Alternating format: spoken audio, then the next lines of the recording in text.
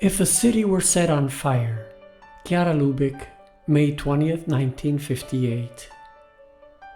If a city in the most different places were lit up by the fire that Jesus brought on earth, and this fire, through the goodwill of the people who lived there, managed to resist the ice of the world, we would soon have the city aflame with the love of God. The fire that Jesus brought to earth is Himself. It is charity, that love which not only binds the soul to God, but also souls to one another. In fact, a lighted supernatural fire means the continual triumph of God in souls who have given themselves to Him, and, because they are united to Him, united among themselves. Two or more people united in the name of Christ, who are not afraid or ashamed to declare explicitly to one another their desire to love God, but who actually make of this unity in Christ their ideal, are a divine power in the world. And in every city these souls could exist in families, father and mother, son and father, mother and mother-in-law. They could meet in parishes, in associations, in social bodies, in schools, in offices everywhere. It is not necessary for them to be saints already, or Jesus would have said so. It is enough for them to be united in the name of Christ, and that they never go back on this unity.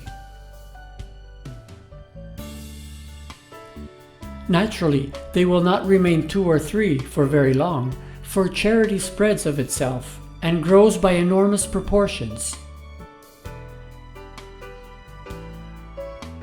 Every small cell set alight by God in any point of the earth will necessarily spread, and Providence will distribute these flames, these souls on fire, wherever it thinks fit, so that the world in many places may be restored to the warmth of the love of God and hope again.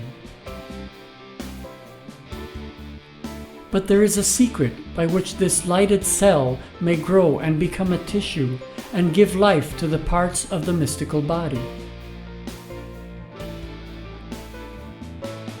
It is that those who make up the body should throw themselves into the Christian adventure, which means making a springboard of every obstacle. They should not just put up with the cross in whatever guise it presents itself, but should wait for it and embrace it minute by minute, as the saints do.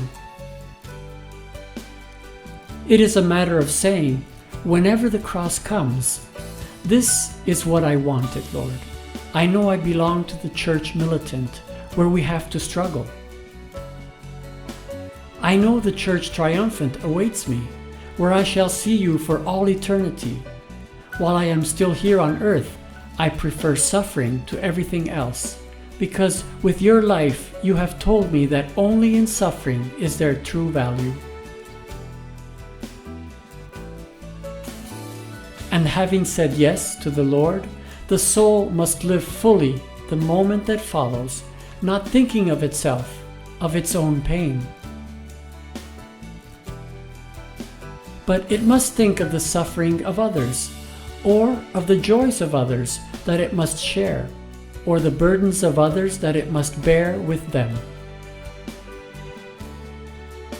Or it must think of the fulfillment of its duties to which, because God wills it, and in order to lift them up as a continuous prayer, it must give the attention of all its mind, the affection of all its heart, and all the vigor of its strength. This is the little secret with which, brick by brick, we build up the city of God within us and among us. And already on this earth, it places us within the divine will, which is God, the eternal present.